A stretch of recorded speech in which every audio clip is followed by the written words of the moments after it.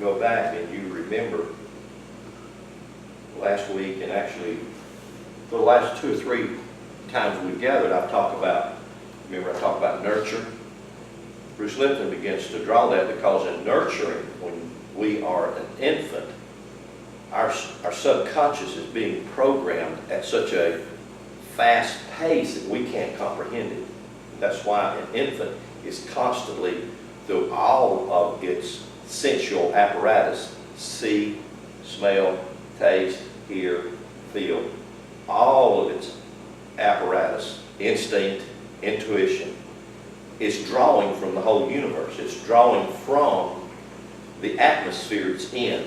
So he makes a really phenomenal point in nurturing how that a lot of times if that infant is in a hostile environment, that infant draws that into itself.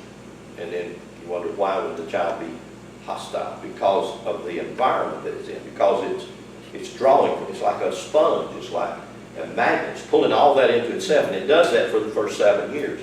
And then after that, it goes into another stage of its life where now then it has to be trained. And that's why they say that you can take a child, and that was one of the basic concepts of the Catholic Church, giving your children for the first 7 years, and they will be a Catholic for the rest of your years. And that's pretty much true, unless we have a conscious awakening, or an epiphany, or an experience. We call it a lot of different things. We call it getting born again, or getting saved. You have a lot of terminology, but at that point in time, we can begin to reprogram a lot of the programs that don't serve us. And that's what that's about. That's what that meditation or that kind of a mind is about, reprogramming the things that don't serve us. So, and that's biblically and scripturally and mythologically consistent. So I would say true. So, okay, so anyway, let's go, if you will. If you have a Bible with me, I want you to look at some things, because we are at a time of the year that all mythologies are built on this time of the year. And also, most of us aren't aware, unless we have just read or we've gone on the internet and done a little bit of research, we aren't aware that actually the first of the year just began a few weeks ago. In our, what calendar are we on now? Are we on the Julian or the Gregorian calendar? I can't remember. Do y'all remember? Kirby, you remember which one? We're on one of those 2 calendars, and have only been on it for the last 300 years or so. Hadn't been on it long. Prior to that, all of the calendars started on March the 21st or March the 15th, at spring. All calendars began at spring, and that was the first of the year. And they were built, you can't do anything without we put this on the board. And Kirby, you have to tell me, can you see this mark? It's not black, but can you see it on your, is it okay? Yep. This is March the 21st. The 21st. And every mythology, I don't care which one you go to, whether it's Egyptian, whether it's Babylonian, whether it's Grecian, whether it's Hindu, whether it's Jewish, every mythology is built on this symbol. We call this symbol the cardinal cross, don't we? And this date, March the 21st. We call this March the 21st, we call it Passover in Hebrew. And so I think in Greek it's called Pesach. In Hebrew it's called Pechach. Almost the same. But either way, most of us don't pay any attention to this because it just happened. You go to bed on the 20th and you get up on the 21st, and you are not consciously aware of what happened, or subconsciously aware of what happened, but something happened at that time and that date. And of course, that was the introduction, always has been, and always will be. It never ever changed, ever, period, springtime. That's the introduction to springtime, March the 21st. And it's also during this time, because this date right here is what I would call, I'll put this in color, I want to make it really pretty for you. I would call this date a sun and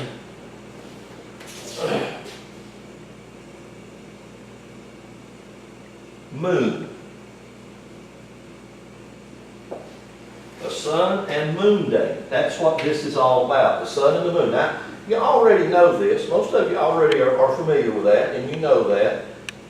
And it's about the sun and the moon, and it's about their marriage or their union, their marriage, their union with each other.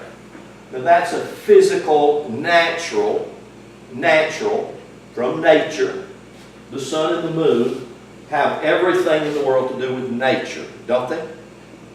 So from the time you're an infant, when you're released from the womb of your mother, you totally depend on nurturing, right? Yes. If your mom and your caregivers did not nurture you, you would die. You're completely dependent on that. Now, and that's true for quite a few years there, that you are totally dependent on nurture and nature. Why would I say you depend on nature? Well, if your caregivers don't protect you from nature, nature can take your life back. Think about it. And it does. It can. It does. So this cross, this cardinal cross, and these dates, all these dates are woven in all mythologies. This is something that we should pay attention to, and if we did pay attention to it, we would not get deceived by some historicity or some literal interpretation of ancient myths. But we all have. And we don't really necessarily know why or how, but mainly because we've never opened our mind to think. And that's what I want us to do this morning. I want to open your mind and think. That's all I ask you to do is think. I'm not asking you to agree with anything I say. I always say search it out for yourself. Look for yourself. If you can prove what I'm saying is wrong, then good. Prove it. Prove it wrong. If you cannot, and it does somehow or another resonate with you, then contemplate it. Think about it. So if you can, go with me to Acts chapter 12. And this is King James Bible. I'm looking at the King James Bible. And I'm not sure if it says this in any other translation other than the King James. I think it's the King James only that says what I am fixing to read. Okay. Acts chapter 12, and look at verse 3. It says, and because he saw it pleased the Jews, he proceeded further to take Peter also, in parentheses, then were the days of unleavened bread. Then were the days of unleavened bread. Now, that dates this particular scenario. I have this right here. This is a cross, the same as this right here, and I have this dated on dates. Like for instance, on March the 21st, this represents, this line, we call this the equator, right? Equator, because it's equal. In mythology, this represents material, matter. This line, this equator, this horizontal, horizon, represents femininity. Okay? It represents the woman, the female. This straight up and down line, the vertical, represents the male. And so it is the coagulation of the female and the male that produces everything in this world, in this dimension. You understand that? So this is one of the reasons why this cross represents matter and spirit. It represents God and human. It represents heaven, hell. It represents summer, winter, hot, cold. And you can just go on forever and ever and ever with that analogy. So that's the importance of these two lines. These lines also represent time, as we understand time in this dimension. And we have this word time as a result of this particular thing that happens. And this thing that happens because of what we would call the wobble of the earth. And that's how you get time. We get time based off this line, and this line is called a sine, S-I-N-E,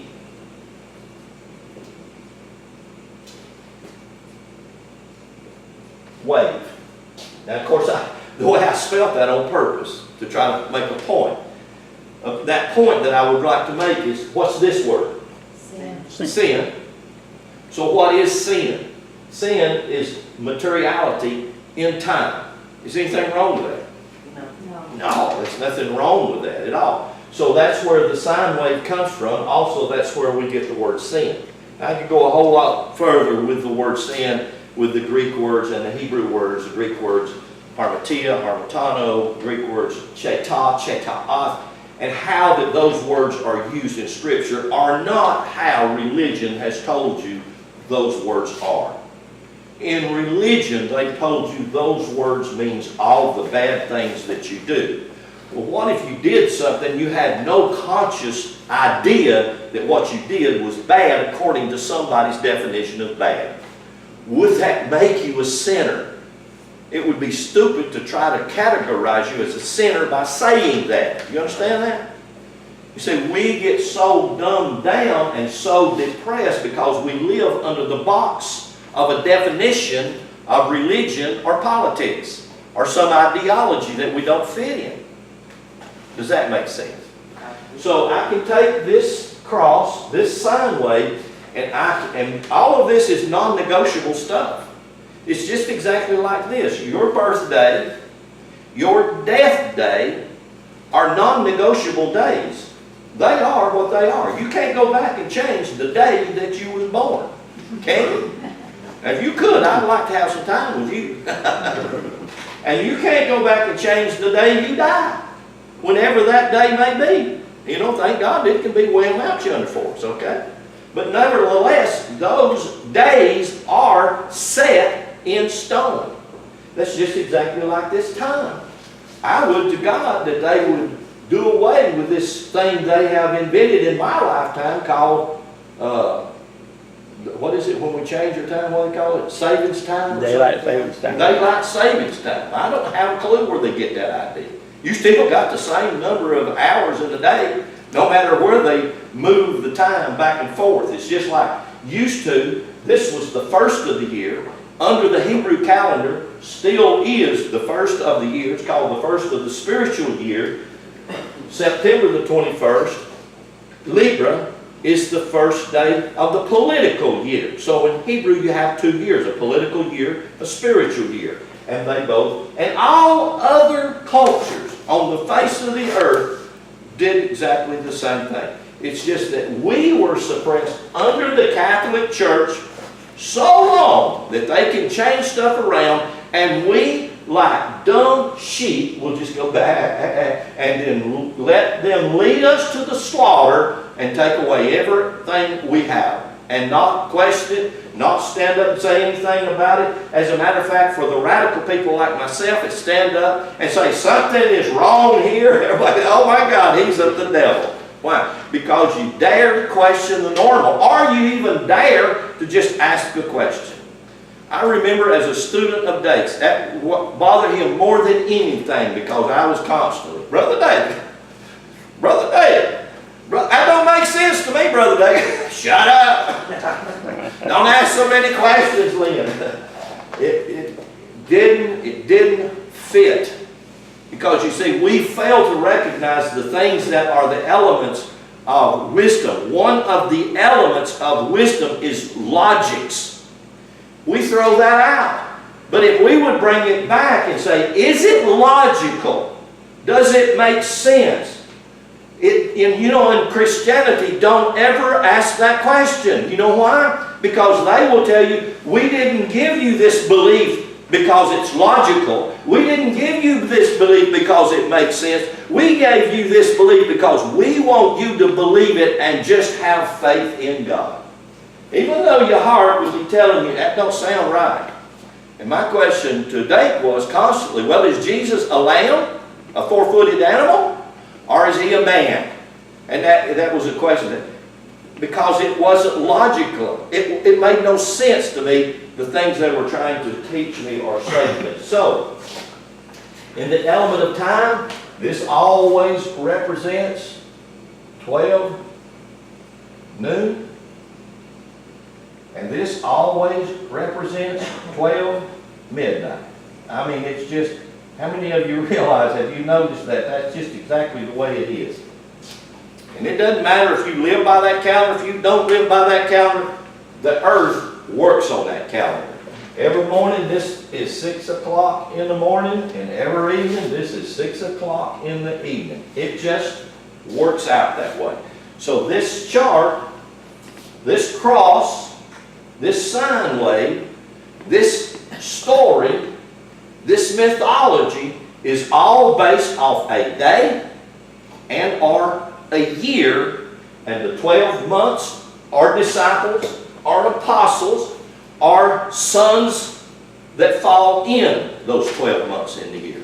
Every mythology has them. Every mythology, whether you're going to Hercules and his 12 labors, or you're going to Horus and his 12 disciples, or you're going to Bacchus and his 12 disciples, or you're going to Jesus and his 12 disciples. Every one of them is based off the same identical story and mythology. The same time, the same frame of everyone. So those things are what I would call non-negotiable. They're just set in stone, and they are what they are. But here in Hebrew, Acts, that's where I said to go. The Acts, it said it was the days of unleavened bread. In the Hebrew calendar, that marks this date and this time.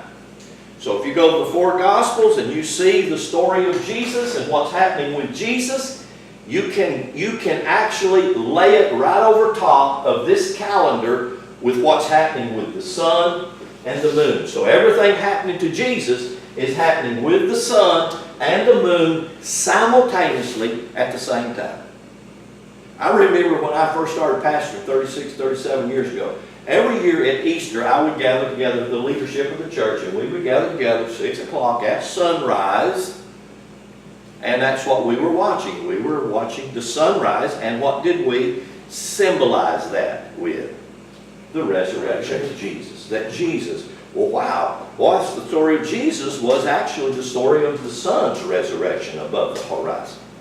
Which it really is. That's what all the mythologies are built on, that whole idea of the sun. But what's the significance of that? What's the importance of that?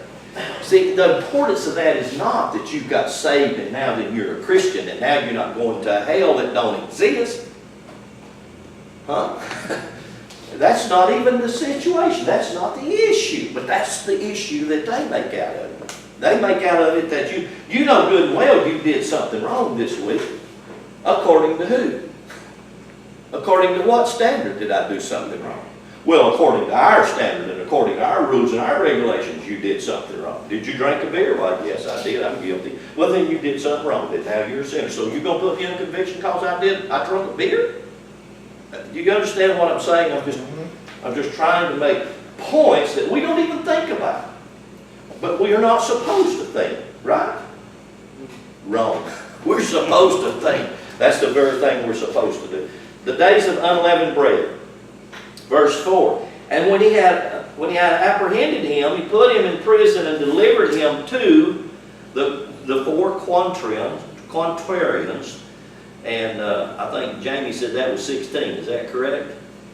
Isn't that what your footnotes in your Bible said? The quaternion was 16, and it does. Yes. That's what it means, and that's exactly the value of the Hebrew word. If I put the Hebrew word up here for Passover. And the pay is it's got an 80 value, shemach. It has a 60 value, and the che'at, that's how you spell that word in Passover. In Hebrew, it has an 8 value, and if you total them, they total 16. Now that's just a coincidence, but nevertheless, when you break 16 down, you get 7. Anytime you see the number 7, pay attention, because it's always, and you'll find that 7 is the most predominant number in the Bible. It's just everywhere. Why? Because 7 is your number.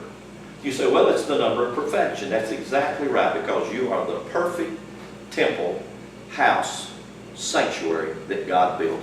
No flaw, no mistake, nothing wrong. You're it. That's the 7 yoms of creation. you're it. You're the visible, physical manifestation of the invisible, timeless thing we call God. You are. Now you say, you trying to say that I'm a God? Absolutely. You are a miniature God in progress. And our problem is we don't believe that. We don't recognize that. And the one that's worse than any of those, we don't even know it. And we got to know that. We got to come to a place to know I am a creator as God is a creator, and I am creating my world for my greater good, or I am creating my world for my lesser good. And it's all on my shoulders. It ain't nobody else. And I do not have the right, and I do not have the commission to look at somebody and judge them based off my ideology. And God, we get caught in. I got caught in that for years. I thought it was my job to do that to you. I failed to realize, work out your own salvation, as Paul says with fear and trembling. Don't try to put it on your husband or your wife or your children or your. But don't we? Hello, I was just preaching, Brother Lynn. I appreciate that. We do. We're all guilty of that. But just because we're guilty don't mean that we are a sinner. It just simply means I'm doing something that's not serving me for my greater good. I'm putting condemnation on somebody that ricochets back on myself. Now, why do you think Jesus said so clearly in Matthew, do not judge? Now, what could be more complicated than that? Christianity is filled with judgment. They have even got a God sitting on a throne to judge you. Is that not ridiculous? But that's just where they're at. So look at this verse. I don't know how to get so far off here. Verse 4.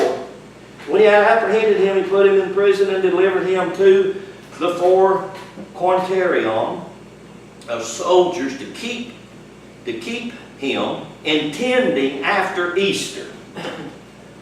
And intending after Easter.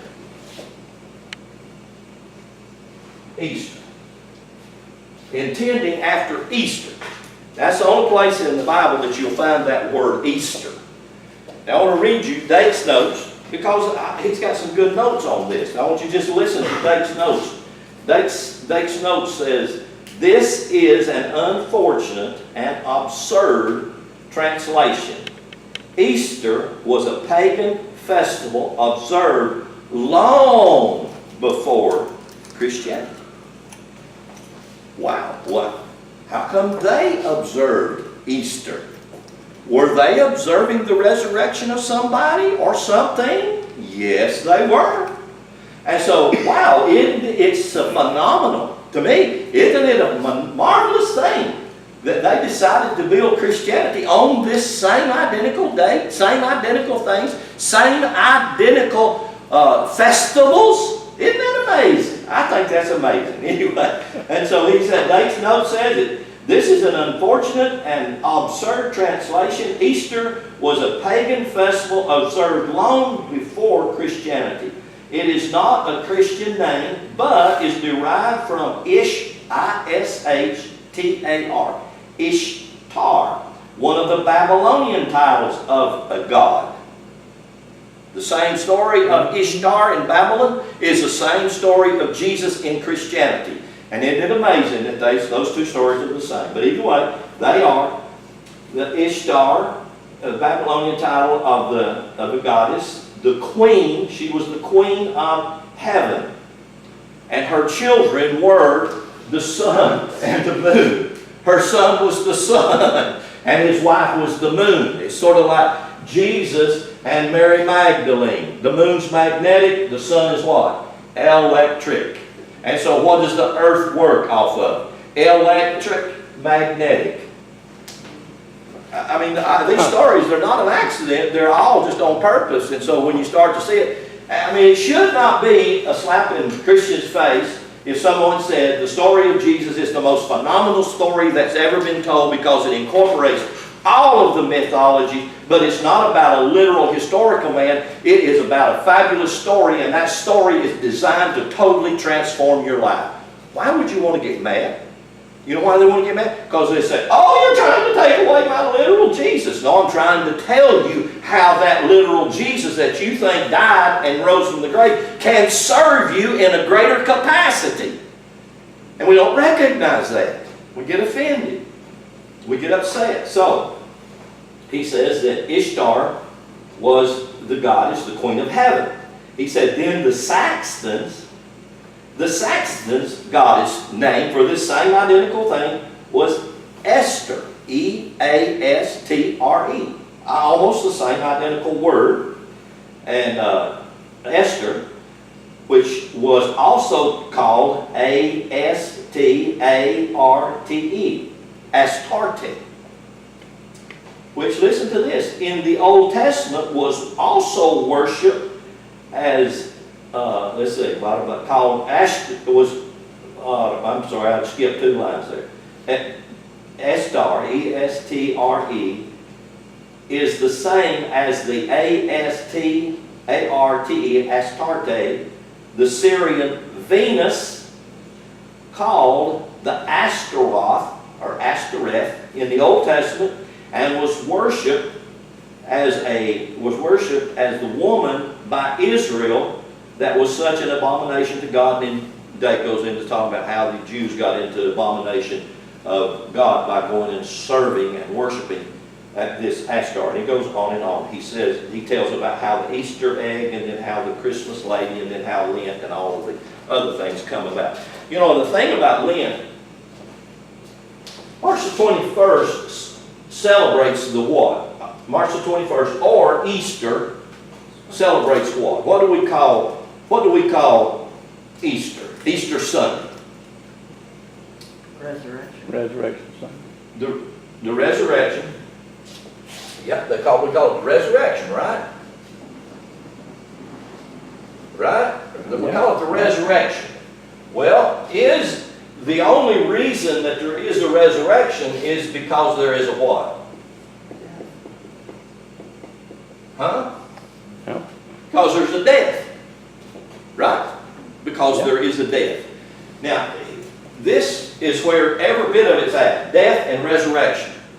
All of the mythologies are about death and resurrection. However, if you and I do not understand what death and resurrection is, when it says that in the mythology, and what you think of is death and resurrection is referring to the literal physical body, you completely have missed the mythology, and it can never serve you.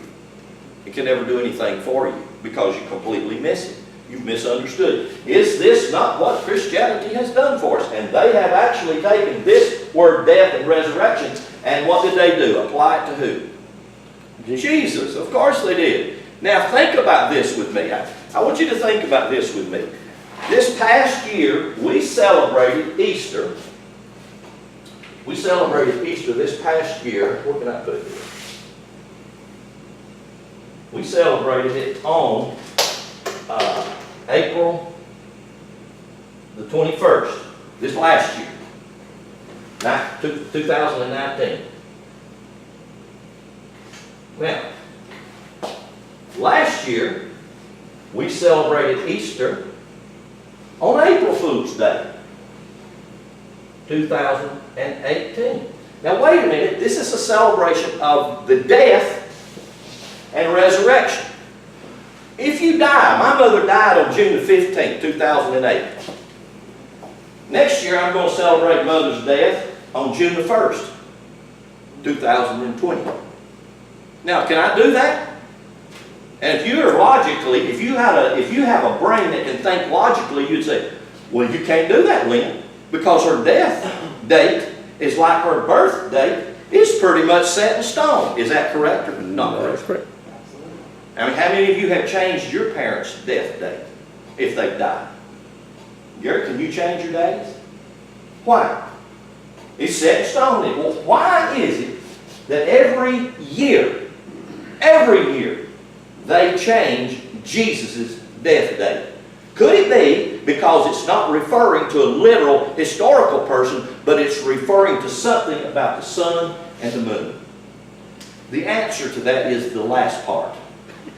The celebration is on based on the sun and the moon. It's not based on any historical man. If you go back to the ancient mythologies, like he just mentioned right here, Babylonian, Grecian, Indian, Egyptian, even Hebrew, even the ancient Hebrew, which they drew this story off of. They drew the story off the Hebrew Passover. And the Hebrew Passover was never celebrated on the same day year after year. It always followed the sun and the moon.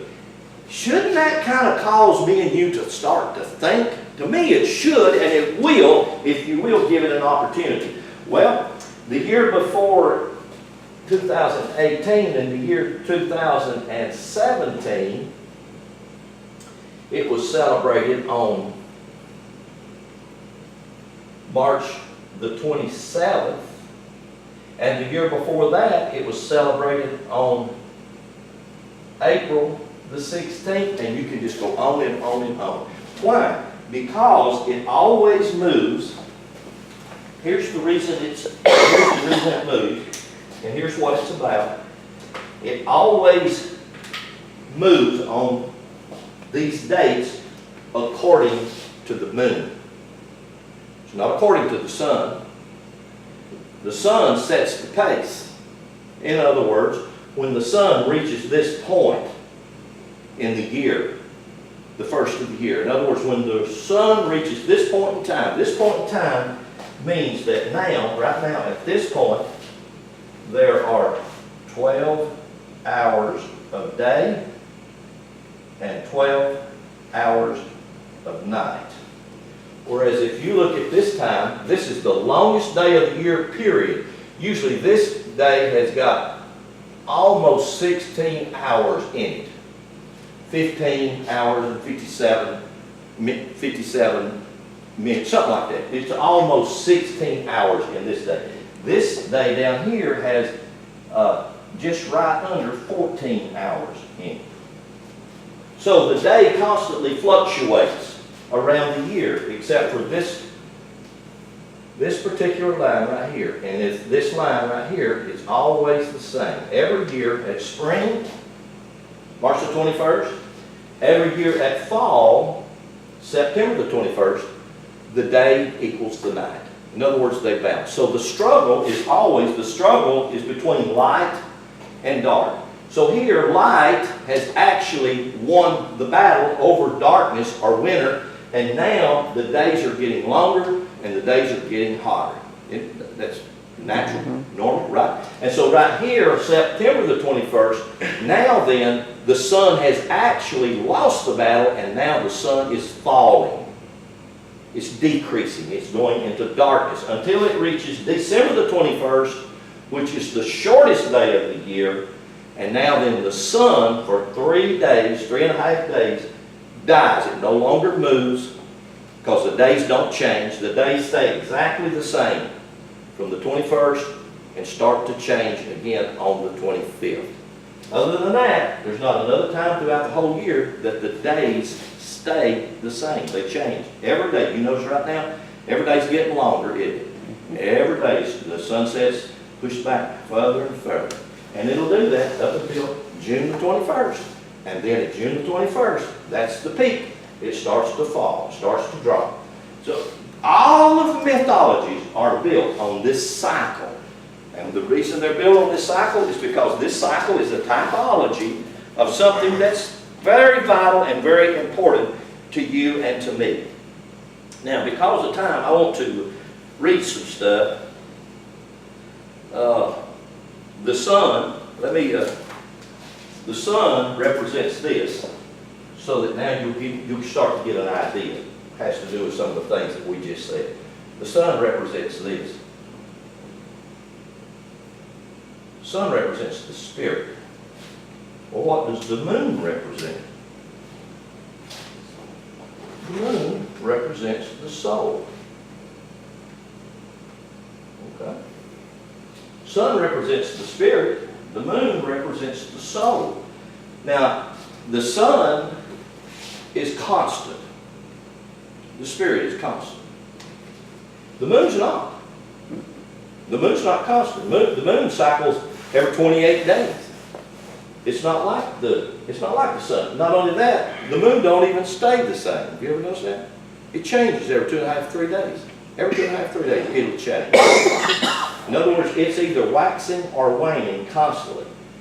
Every female's menstrual cycle is based off the moon. The moon is called emotional. How many of you have an emotion? Did you realize your emotions is attached to your soul? That's not good or bad or wrong. In some ancient material, there's another word they give for soul, and it's this word. We always look at this word, bad. Ego. Why do they attach your soul to your ego? Because your ego can be puffed up, or it can be waning. It's up and down, isn't it? It's big and it's little. But why? Because it's emotional. Why? Because the ego, the soul, is so attached to the emotional part of the physical body, or to nature, as nature begins to get strong or weak. Because see, that's what the sun does. It gets strong in the summertime. It produces everything. And then in the wintertime it grows weak. And everything seems to die. So you have death in the winter, and you have life in the summer, and you have the sun that reaches this point, and when the sun reaches this point, it's a big celebration. What's the big celebration about? The big celebration is not necessarily about the sun, it's about the moon. That's why Easter always falls on the first full moon after the sun has passed over this point. So whenever the sun passes over this point and the moon is trailing it, it's following it within a 30-day cycle. It's following it from March the 21st until April the 20th. The moon is never exactly on the same day. But this is set in stone because the sun, spirit, is non-negotiable. It just is. It's just like spirit. Spirit is represented by your breath. It's non-negotiable. If you ain't got it, you ain't got it. If it's gone, there ain't no spirit there. You know, your body is what we call dead. But yet when we begin to see this and we realize the sun represents the spirit, and another place, actually in Genesis 6:17, the word spirit, ruach, is translated for the word breath. In Genesis 1:2, the Spirit of God broods over the face of the earth, and it's also called the wind, the air, the breath of God. It's that very thing that lives you. That is your life.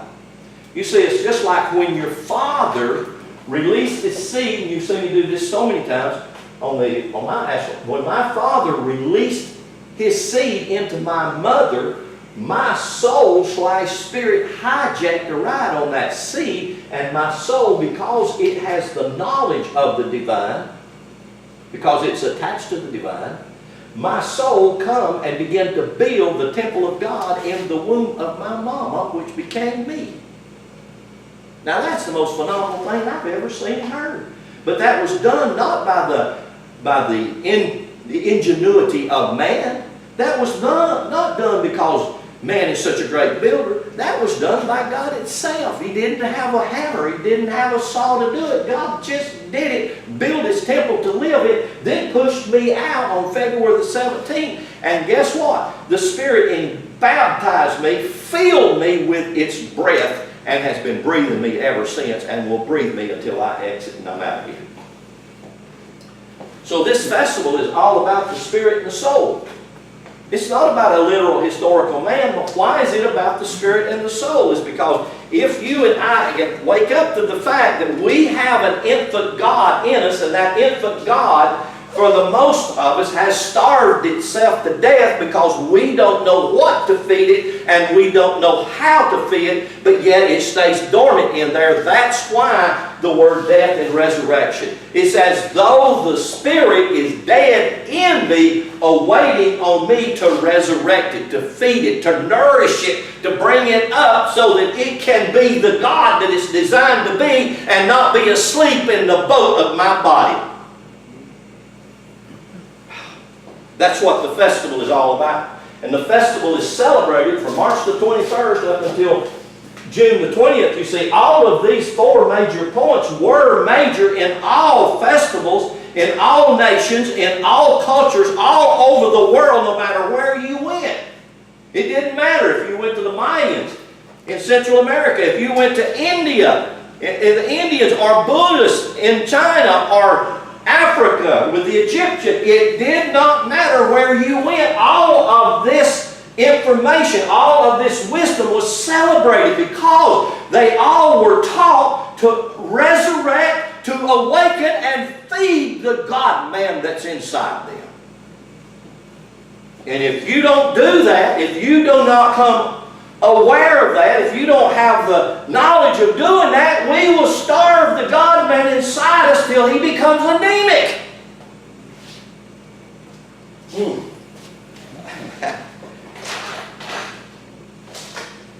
Now, what can I get to read something? Let me read you some things that I wrote. This is some notes that I wrote. And just listen to this. And see if this can resonate with you some. The central theme of all religion and all nations, all over the realm that we call the earth, was a fabulous story or a myth of a dying and a resurrecting God-man. Yet for the masses, the majority, especially of Christianity since 326 and the Nicene Creed, this central theme of a dying and resurrecting God-man got localized and literalized and historicalized in a single character called Jesus. Yet for thousands and thousands of years prior to this time, this myth, this story of a dying and resurrecting God-man had been told by all nations all over the earth. This typical figure, in other words, I'm going to give you the names of some of them. Listen to the names. Horus, Bacchus, Dionysus, Osiris. You hear the us in that? I'll say them again. Horus, Bacchus, Dionysus, Osiris, Hercules, Jesus. I mean, it should be as obvious as the nose on our faces. All of, and the list of these God men, God characters, literally goes on. I have one book that calls about the 36 dying and resurrecting God men of different cultures all over the nation, all over the world, all over the earth. This story, as well as the story of Jesus, was shown to us in all humanity, our own innate divinity and potential godhood. That's what the stories were about. They were about our own innate divinity and our own potential. Notice the word I say, potential. Because you see, the God that's inside you will not stand up inside you and say, don't do this, do this. It won't do that. The God that's inside you won't say, go here, don't go there. It won't do that. It never will do that. Ever will it do that. It will always be with you no matter where you go. It'll never leave you. It'll never forsake you. It's always there for counsel if you seek it. It's always there for nourishment and strength if you need it. But if you and I do not know how to contact it, if we don't know how to get in touch with it, if we are accustomed to talking with it or communing with it, it will be dormant. But it's there. And you can't do a thing in the world about it, and nor can any Christian or any religious people anywhere in the world do anything. It is just simply there.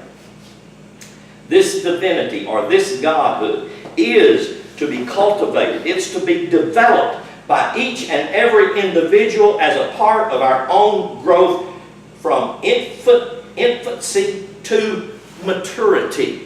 And I want to say this. I quit writing because I run out of time. I just am so into this morning that I wanted to go ahead and finish that to say this, that the mysteries that the gathering togethers in the temples. See, when Christianity was formed in 326, Christianity went about because it had not only political power, because it became the state religion of Rome, and that's exactly what they were seeking, just like any political power now. They seek power, and in that power they want everybody to bow down and serve them. So that's exactly what Constantine wanted. He wanted one emperor, that be him, and he wanted one nation out of the whole world, that be all of humanity, and he wanted them to serve him.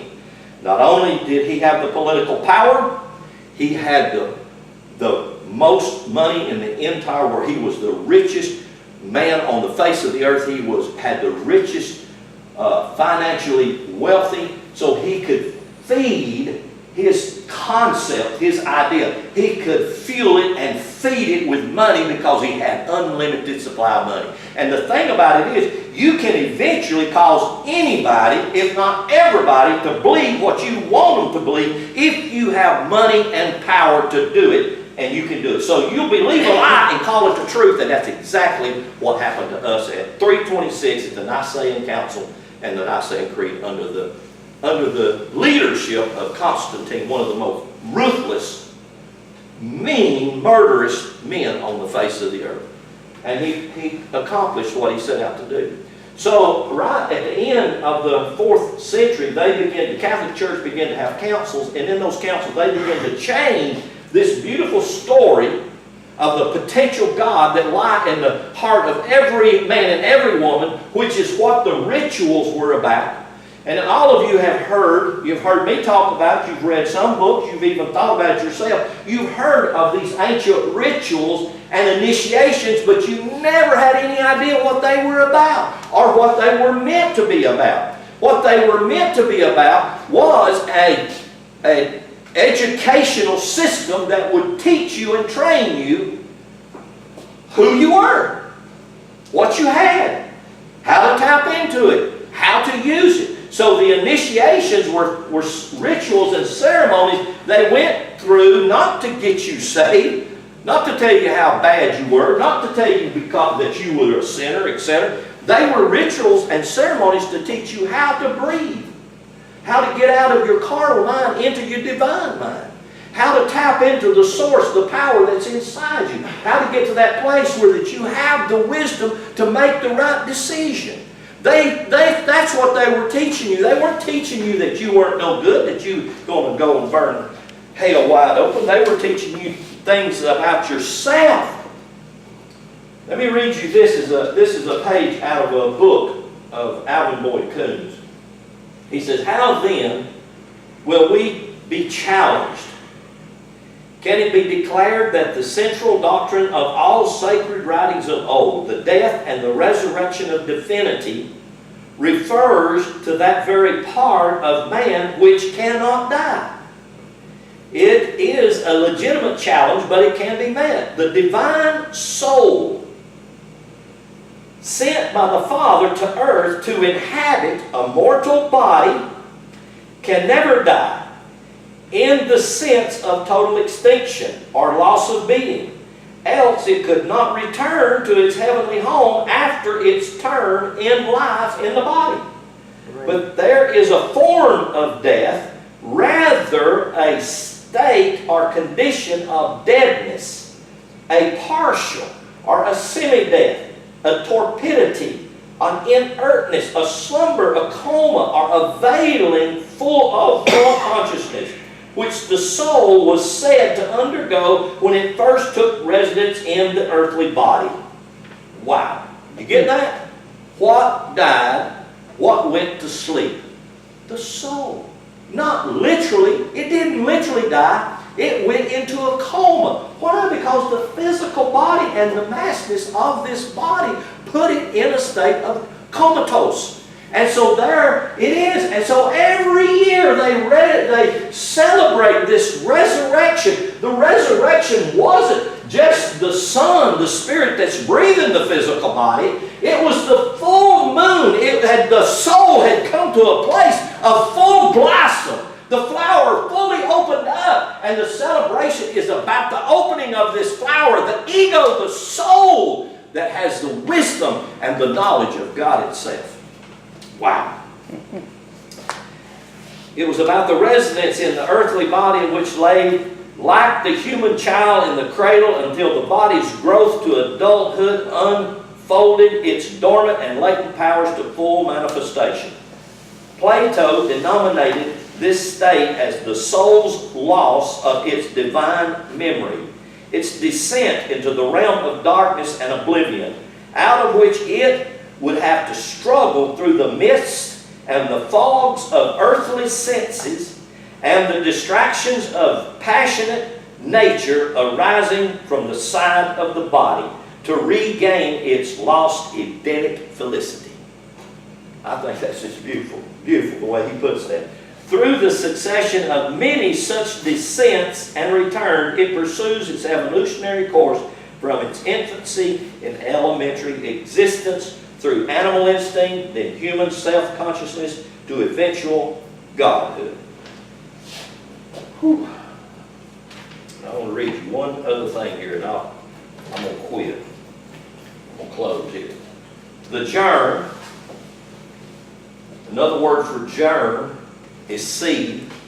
The germ of my father would be the seed of my father. The germ of God would be the spirit soul. Okay?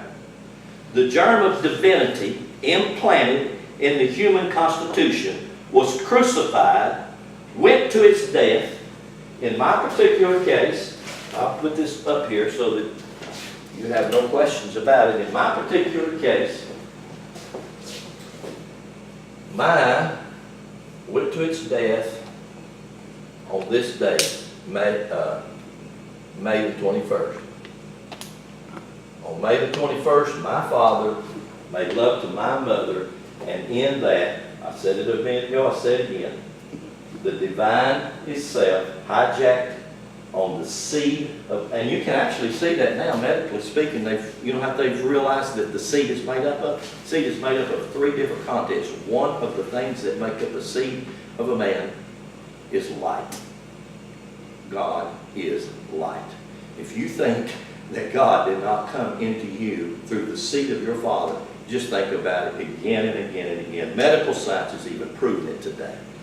My father, through the seed that he released, my divine father come in to the womb of my mother. And then 9 months later, after I had gestated in my mother's womb, 9 months, for 9 months, on February the 19th, my mother pushed me out, and the Spirit breathed me. It connected again to that which it was inside me, in my mother.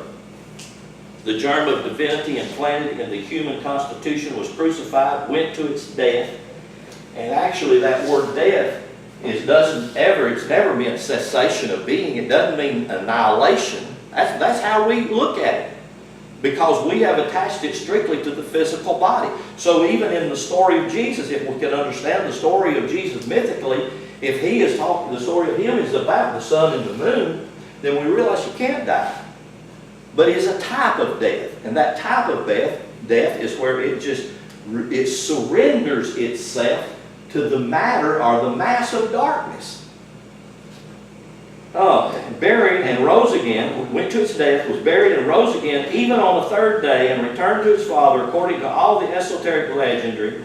The Greeks did not need to hypothesize a man to yield them the understanding or to afflate the consciousness of the miracle-working power of the deific fire of soul in all mortals.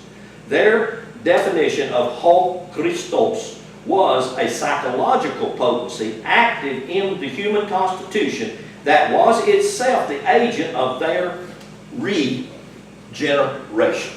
Hallelujah. That's the same thing is true with you and me. The agent of your regeneration, the agent of my regeneration, is the resurrection of the soul/spirit that's resident in my very being. Hallelujah. And that is jumping up and down. Just see this word right here in Passover in Hebrew. Actually, the word means to jump up and down.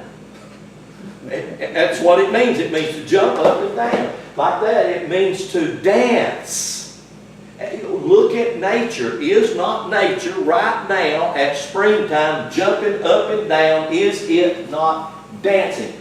That word Passover in Hebrew means jump up and down, hop, skip, dance. It means abundance. Look at the earth. What's it doing now? It had seemed to be dead, but it's not. Look at it. It is proving abundance of life. Well, that's what the celebration is all about. And celebration is about that same thing happening to me. Now, the Spirit is leaping inside me. The soul is waking up inside me. And now then, I'm going to allow it to flex and be all that it's designed to be. And what will that mean? That will mean the very thing that we started out this service doing. Meditating on things that are above, things that are pure, things that are peaceable, things that are about my greater good. What if we do that every day? What if we made a practice? You know what we would do? We would exercise our soul and spirit and feed them so that they would begin to have a voice in all that I do and say. Amen. Amen. Hallelujah. I'll just quit right there.